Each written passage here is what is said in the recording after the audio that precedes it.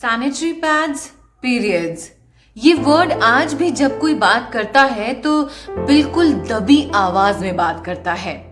मैं ब्लेस्ड हूं कि मेरे परिवार में मुझे सबसे पहले मेरी दादी ने इन शब्दों से वाकिफ कराया था, लेकिन आज भी पीरियड्स के लिए इतने महत्वपूर्ण चीज के लिए इंडिया की कई महिलाएं राख पर निर्भर करती हैं।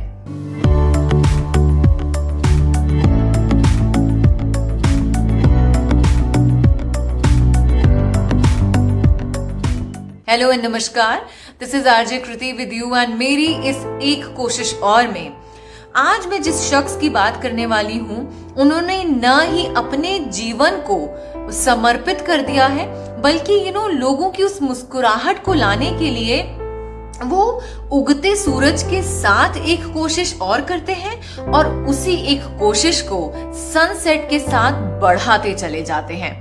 इस शख्स की अगर बात की जाए तो बचपन में ही इनके अंदर ये भावना आ गई थी कि यार समवेयर मुझे इस ह्यूमैनिटी के लिए सर्व करना है। मात्र 11-12 साल की उम्र में उन्हें मेंस्ट्रुएशन साइकिल के बारे में पता चला और कभी अगर वो अपनी माँ के लिए सैनिटरी पैड लेने के लिए किसी शॉप पर जाते तो वहां उन्हें ये कह दिया जाता कि यार तू तो लड़का है, ये सब क्या करेगा। और वहीं से एक शुरुआत हुई कहीं ना कहीं कि यार इस चीज के लिए लोगों को बताना जरूरी है, इसकी हाइजीन के लिए लोगों को बताना जरूरी है। जब हम अपने लिए कोई कॉस्मेटिक लेते हैं, काजल, लिपस्टिक लेते हैं, उसकी भी एक्सपायरी होती है, उसका भी एक समय होता है, लेकिन सैनिटरी पैड्स को कब कैसे इस्तेमाल करना है उसकी हाइजीन के बारे में आज भी लोगों को कम बताया जाता है। और इन व्यक्ति की यही खासियत रही कि इसी चीज को आगे बढ़ाने के लिए उन्होंने अपना पूरा जीवन समर्पित कर दिया। जब ये अपने इस सोशल वर्क में कई जगह जाते हैं और एक जगह इन्हें एक 52 ईयर ओल्ड लेडी मिली और वो इनके गले आकर रोने लगी कि तुम्हें भी ये होता है। उन्होंने बोला कि क्या आपको नहीं मालूम कि एक पुरुष को ये चीज नहीं होती है? तो वो महिला ने जवाब दिया, मुझे लगा जैसे महिलाएं छुपाती हैं पुरुष भी छुपाते होंगे। बड़ी ही दुख की बात है कि आज भी महिलाओं को पीरियड्स के बारे में या उनकी हाइजीन के बारे में नहीं मालूम है और इन शख्स ने यही चीज किया। बहुत छोटे से उन्होंने अपने एनजीओ स्टार्ट कर दिया था और उसके लिए पैसा कहाँ से लाते? तो जब भी उनके पेरेंट्स कोई मूवी जाते तो वो कहते कि पापा मम्मा मेरे जो मूवी टिकट के पैसे होंगे या जो पॉपकॉर्न के पैसे होंगे वो आप मुझे दे दें। किसी फैमिली ट्रिप पे वो जाते तो वो घर में ही रहते कि आप वो पैसे जो बचेंगे वो मुझे दे दें, मैं उन पैसों से ये काम करूंगा। उनका ये काम कई लोगों को रास नहीं आया। उनके घर पर ये फोन आने लगे कि आपका लड़का ये जो कर रहा है गलत कर रहा है। उनके पेरेंट्स को धमकी आने लगी कि आपके लड़के को कहिए कि ये सब ना करे, क्योंकि कल वो स्कूल जाएगा, आएगा कि नहीं ये हम नहीं कह सकते। एक 11th या 10th स्टैंडर्ड के बच्चे को जब इस तरीके की धमकियां आती है तो सोचिए उसका ये काम कितना बड़ा होगा। आज भी इंडिया में एक महिला को उसके पीरियड के दौरान क्या क्या करना चाहिए नहीं मालूम होता है, तो रूरल एरियाज में तो बहुत मुश्किल है। कई मूवीज, डॉक्यूमेंट्रीज आने के बावजूद लोगों को इसके बारे में पता है पर इसकी गहराई के बारे में नहीं मालूम है। एक महिला को लगभग 500 पीरियड्स पूरी जिंदगी में आते हैं, लेकिन उसकी हाइजीन के बारे में उन्हें कोई नहीं समझाता है।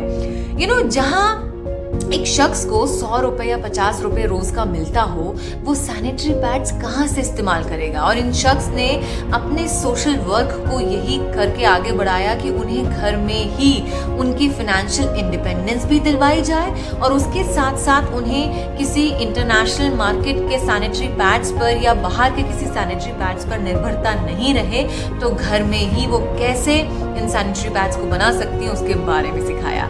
आज मैं बात कर रही हूँ अनुराग चौहान जी की, जो ह्यूमंस फॉर ह्यूमैनिटी उनके इस सोशल वर्क के साथ, उनकी इस एनजीओ के साथ इतना महत्वपूर्ण काम कर रहे हैं जो शायद हम सोच भी नहीं सकते। किसी के चेहरे पर मुस्कुराहट लाने का काम। बहुत सारी जिंदगियां हैं जिनके साथ बहुत ऐसी चीजें होती हैं हमें समझ में नहीं आता, क्योंकि हमारी रोज की जिंदगी बड़ी अच्छी चल रही रहती है। और अनुराग जी का यही कहना सबसे बड़ी बात है कि किसी भी घर में किसी महिला को जागृत करना तो है ही, लेकिन उस घर के किसी मेल मेंबर को भी उसके बारे में बताना जरूरी है।